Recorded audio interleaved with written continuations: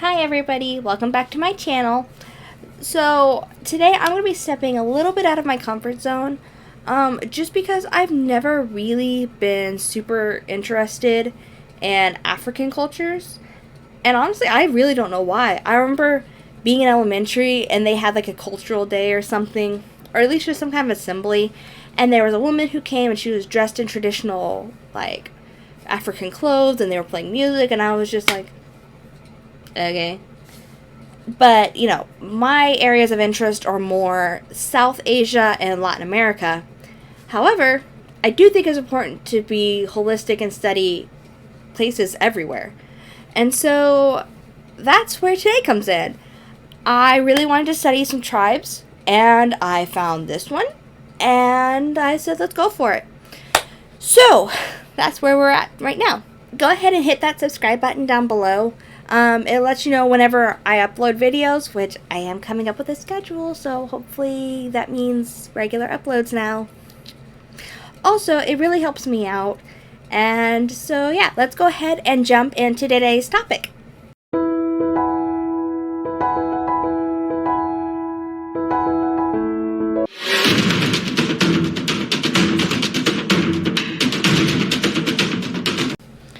So about 400 miles southwest of the capital of Ethiopia is the Omo Valley.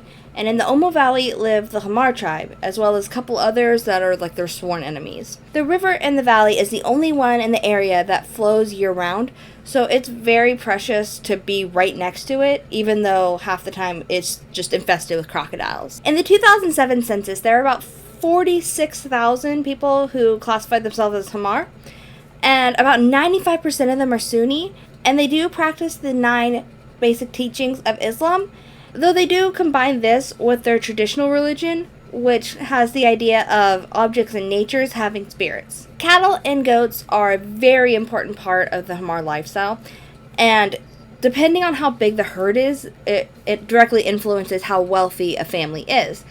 And it's also really important for them anyway, because when their grain runs out, they're able to use the cattle for food and everything. It's also a really big thing in the area to have cattle raiding, which we'll go into some in a little bit. They do plant crops, and it's usually the women and the children who focus on this. However, they kind of leave them alone for the most part, so there's not a very big yield when harvest comes. So they don't have all that much grain that's grown, so that's another reason that the cattle are a huge part of their life. While all this is going on, the young men usually go out and either like defend the herds or go on cattle raiding, but the older men are the ones who stay home and start like plowing the fields, and they use like these diggers and everything. But up until about 20 years ago, all of the plowing was done by hand or with digging sticks. They would have gone hunting at one point in time, but all of the pigs and the antelopes that they would have hunted have all just disappeared from the area. Anyone can use the land. You done? So the Hamar are kind of nomadic people. Nobody owns the land, so anyone can come and use it for grazing for their herds or cultivating it for crops.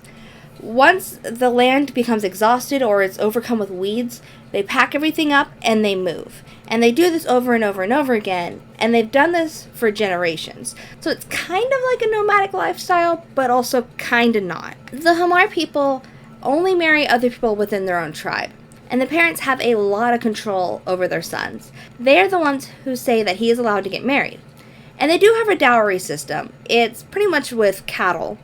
If a man's herd is large enough to afford multiple dowries, he is eligible to have multiple wives. However, the women are only allowed to have one husband. The Hamar tribe is known for not really having the best husbands. They pretty frequently abuse their wives. And this will continue unless it's like really super severe, and then the family will step in and stop it. However, it generally does stop on its own once they have a couple of children. The beating isn't necessarily taboo like it is in Western culture. It's more of just something that happens. Unmarried women can have children to test their fertility, but they're often just abandoned in the bushes. So a child out of wedlock is seen to be abnormal and unclean, and a lot of times it's also kind of thought to be like the devil kind of thing. And this could lead to famine and drought and disease.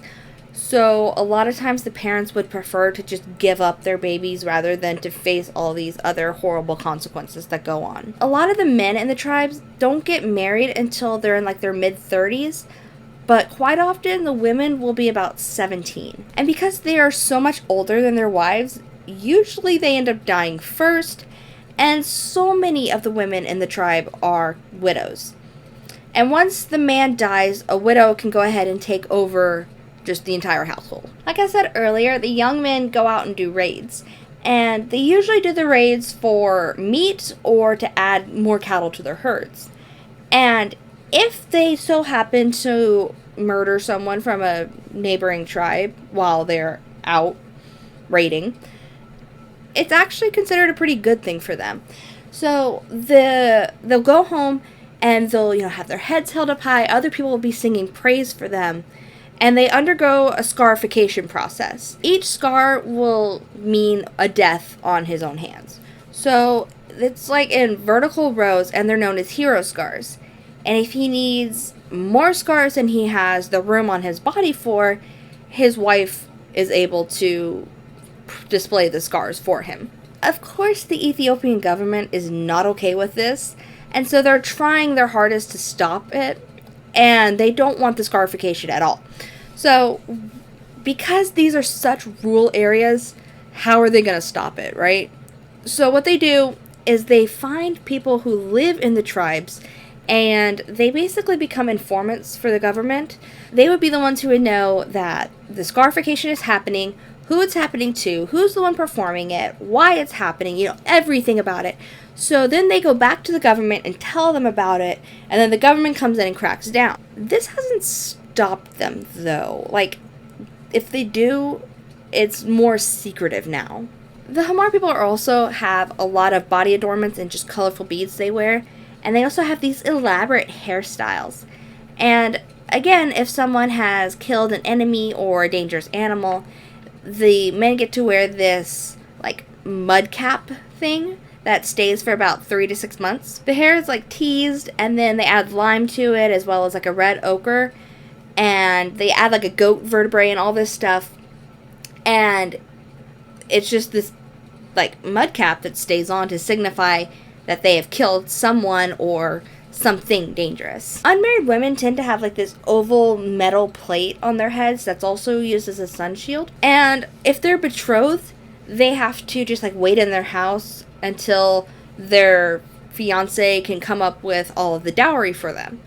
They're covered in, like, a red ochre, and they're not allowed to take a bath or a shower, anything like that.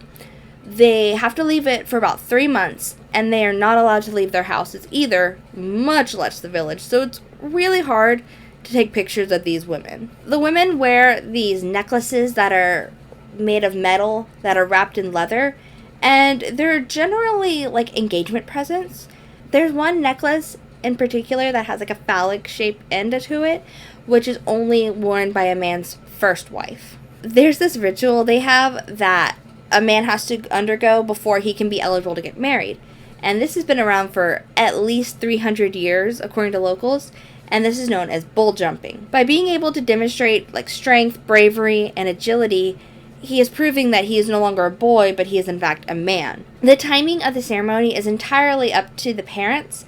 However, it's usually around like October, November, around the time of harvest. And the exact day that it's going to take place really just depends on how long it takes them to make an elaborate feast. Since they don't use calendars, the boy will take a very short stick to all of his relatives that have like little slits cut into it. And each day they'll cut off a piece until it's time to actually go to the ceremony. Depending on the status of the family, there could be anywhere from like 100 to 300 people who are going to the ceremony. On the day of the ritual, his female relatives will be whipped with these long, flimsy sticks. And they will actually fight to see who can be the first one to be whipped. They basically taunt the men into doing it, and they will go until their backs are just bleeding profusely. If you don't participate in the whipping, all the other women are going to look down on you. Except if you're too young, then they're going to tell you don't do it. they're really proud of the scars and the pain that they go through. And this later can be used if they need a favor from the guy who is performing the ritual. You know, it's, hey, look at this pain that I went through for you. Now you need to do something for me. The elders usually have to step in and stop the whipping. Otherwise, they would just keep going and keep going to display their strength and their loyalty to whoever it is that's jumping. The man's head is partially shaved, and they rub him with sand to, like, scrub away his sin. And they also put dung on him as, like, a sign of strength. And then they line up about 15 cattle, which is supposed to represent women and children. They rub the back of the cows with dung to make them slippery.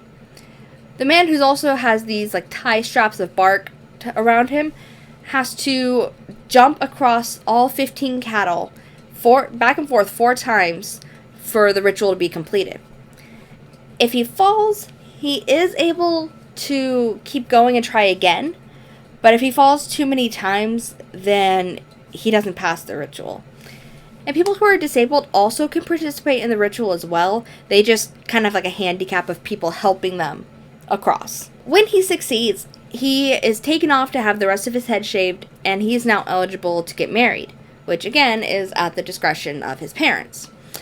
His friends and family will throw this huge celebration for him, and there's a lot of flirting that goes on in this celebration. Like, the women will notate who they want to dance with by kicking the guy in the leg. Like I said, if he falls, he is able to try again, but he only has up to 4 chances before he has to wait an entire year to try again.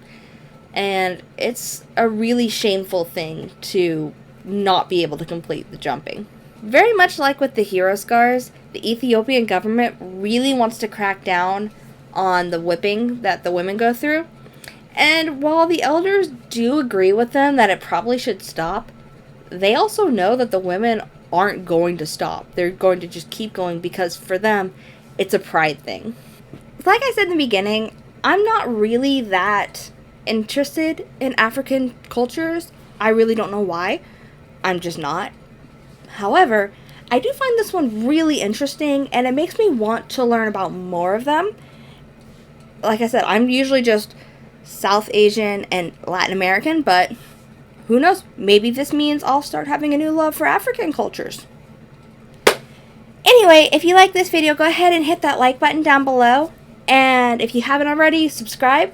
Also, comment down below. Let me know if this is the kind of video you like, or if there's some other topic you want me to cover, or, you know, if there's even another tribe you want me to cover.